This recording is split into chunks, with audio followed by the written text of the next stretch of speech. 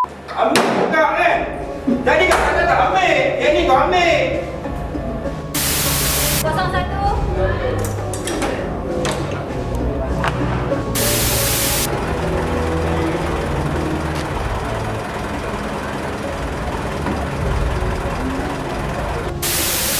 Kali ini ni? Ha? Ini?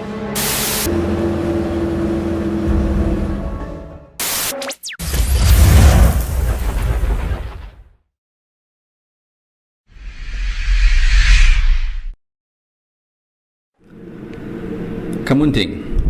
Its detractors have labeled it an affront to human decency.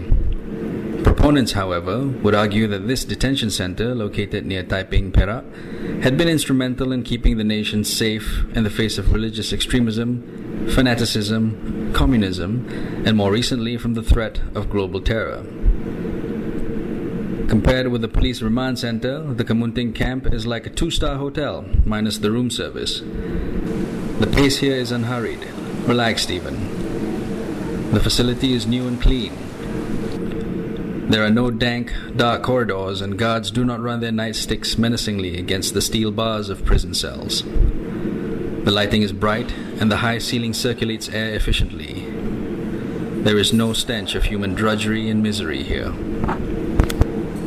This prison complex, located on 93.3 hectares of flat land set against a scenic hilly backdrop on Lot 868, Mukim Kamunting in the Larut and Selama districts, first opened its doors on November 1st, 1973 to detainees arrested under the Preventive Detention Law, the Internal Security Act. The first group of detainees held here were 91 members of the Communist Party of Malaya, who were transferred from the Batu Gajah Detention Center on November 14th, 1973. It is the only facility gazetted by the federal government for detention of those arrested under the ISA. Though initially the bulk of the inmates were communist insurgents, in later years it saw religious and political extremists, as well as those who posed a national security threat, being confined here. Over the years, the nature of the threat evolved and Kamunting was forced to undergo an evolutionary shift along with it. The threat posed by the communist insurgency, with all the attendant violence, terror, and intimidation tactics, required harsh and sometimes even brutal measures to be used. But that was then, quite different from the scourge of the 21st century, human trafficking and the smuggling of illegal aliens. Loaded to the brim on rickety wooden boats that are held together only by glue, caulk, and thick paint, these immigrants risk everything, including their lives, for the promise of a better life abroad. The reality is a lot less rosy. Their journey is often fraught with peril. There are no life jackets and no shelter to shield them from the harsh, oppressive sun. In some instances, many are horribly burnt, their skin roasted, their lips parched. The young and infirm are weak from dehydration and malnutrition.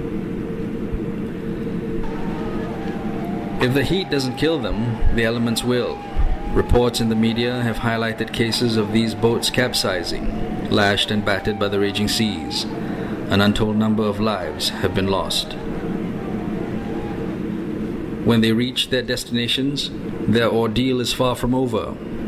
Many of these immigrants may spend the rest of their lives enslaved by the syndicates that bring them in.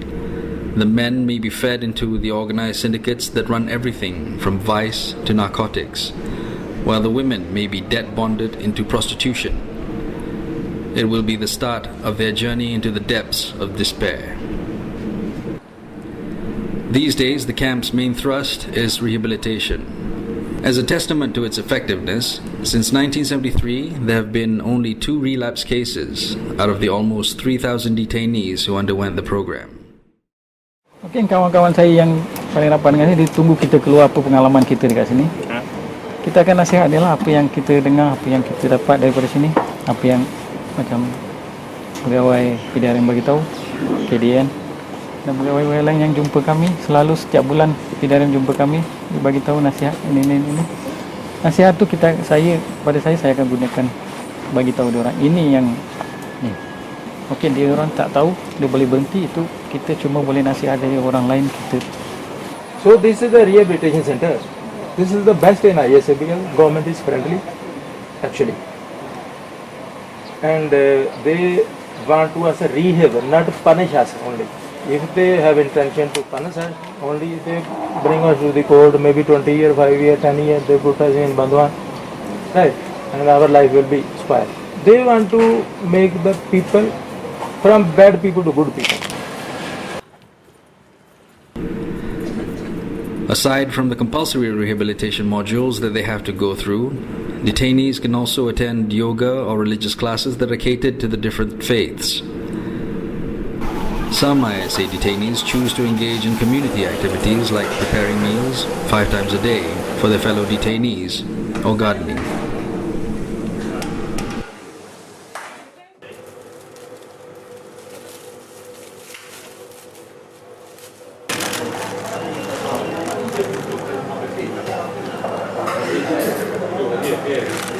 Ada bubur bahan tu apa?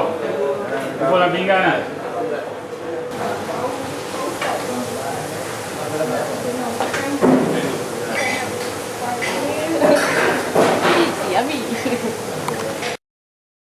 Their day ends at 7 p.m. when they have to return to their respective cells. Their routine starts again at 7 a.m. Detainees are also given access to representatives from the welfare department if they need someone to look out for their family's well-being. Aside from providing financial assistance, they also attend to request for assistance in other matters, including their children's school registration, for example. Bantuan melalui pendidikan di sini, dan tugas pendidikan di sini hanya forwardkan bantuan itu kepada daerah di mana keluarga itu tinggal.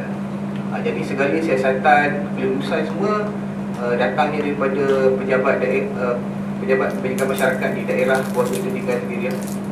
Di mana sebenarnya motif utama ditempatkan pendidikan di sini adalah untuk menjaga kebajikan keluarga tahanan ataupun bantuan. Urusan-urusan yang pernah dibuat adalah urusan mengenai harta benda tahanan, urusan kad pengenalan, lesen, dan juga yang paling popular sekarang ni adalah bantuan sara hidup, di mana keluarga tahanan yang putus punca pencarian, jadi pihak jabatan akan bantuan dalam bentuk kewangan. Kamunting today is nothing like the Kamunting of old. The facility had been continually upgraded over the years. Pre-release prisoners have taken over the dorm-like old blocks where mattresses are lined up on both sides of the wall. They share a communal bathroom. Each ISA detainee has a 10 by 20 feet cell to himself. It comes with its own toilet and a shower area. These facilities are hidden from the raised area where detainees sleep on a 3-inch mattress. There's a television set in the common area. They are allowed time to exercise, and phone calls to loved ones are once a week. If there are special circumstances, all they have to do is put in a request. Kalau saya bagi saya lah, kalau treatment itu saya memang nak ikhlas dah. Itu memang semua apa yang dinyatakan di akhbar tu memang tak betul. Macam saya dah explain, macam kita dah explain bagi treatment tu, kesihatan, makanan, layanan penjagaan, tempat tinggal dia pun selesa. Kita bagi seorang 1 bilik. Dia boleh dapat kemudahan, berbagai kemudahan. Tadi dia cerita kemudahan tadi kan, dia boleh berhubung dengan keluarga dia seminggu sekali melalui telefon. Dia nak cakap dengan lawyer dia pun boleh. Kalau dia ada masalah upon request, dia boleh call lawyer dia. Kalau dia ada hal masalah berkaitan dengan keluarga dia, kata dia dapat berita kata walaupun dia dah call, tapi dia dapat berita kata keluarga dia sakit, mak dia sakit ke ataupun ada kematian, dia boleh call balik. Tak ada masalah, kita benarkan. Kemudian dia boleh menonton TV. Kita ada kemudahan untuk sukan apa semua. There's also a surau for the detainees and a 40-hectare golf course on the grounds. This is not for the inmates, of course. Contact between hardcore criminals and those on the road to being turned around and rehabilitated is kept to a minimum, but they do meet occasionally when they have activities at common areas like the library or detainees' gatherings. These are monitored closely. On January 1st, 1987, part of the facility was gazetted to accommodate pre-release prisoners who have less than 2 years left to serve. From last year, this camp opened its doors to these pre-release prisoners as well as white-collar criminals from the northern states of the peninsula. Operations are run by a workforce of 305. There are currently 30 Internal Security Act detainees, many of whom are locals.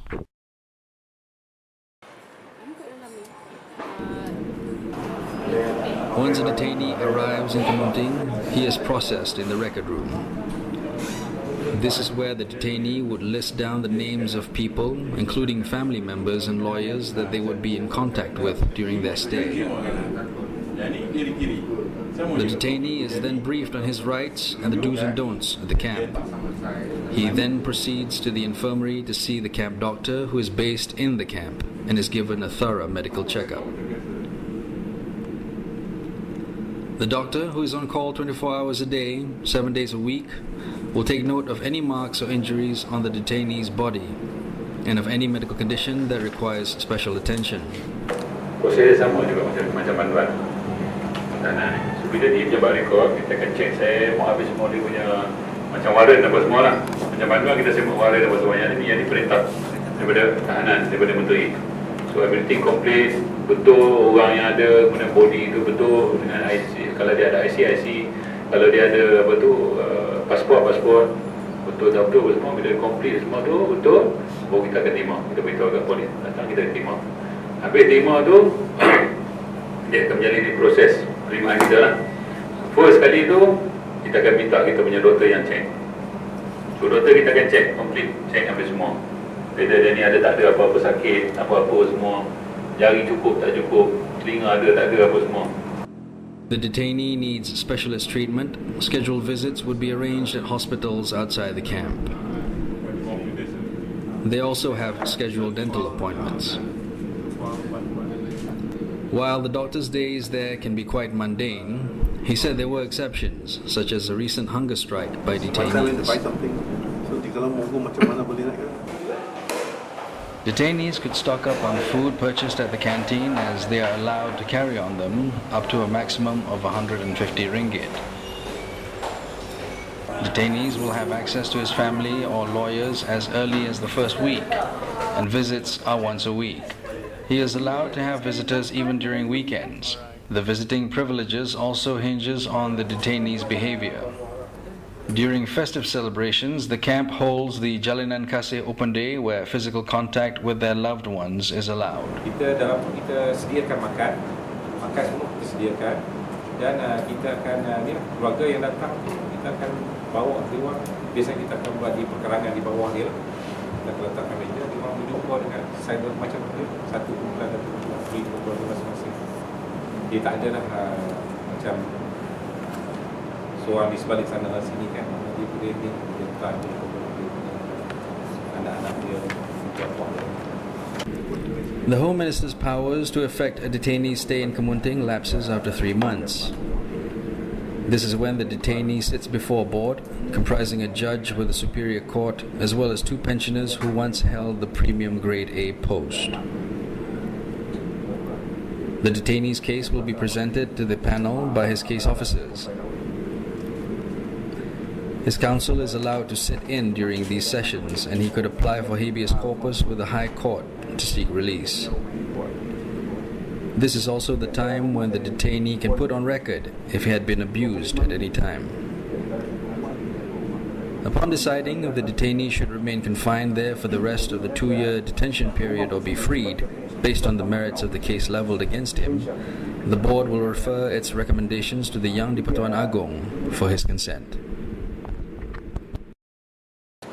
With the abolishment of the Internal Security Act as announced by Prime Minister Datuk Sri Najib Razak on September 15, 2011, this camp has ceased taking in detainees. The last individual to walk through this camp's door after being slapped with a detention order was a suspected terrorist linked to Darul Islam. He is expected to serve out his detention right up till 2014. This is unless the Home Minister revokes his detention order. The fate of this camp, which has seen 2,770 inmates confined behind its walls, remains unknown, although there have been many plans for its future, including turning it into a museum. Whatever the outcome, Kamunting will remain an important and indelible part of this country's history. FARRAH KARIM, NST Online.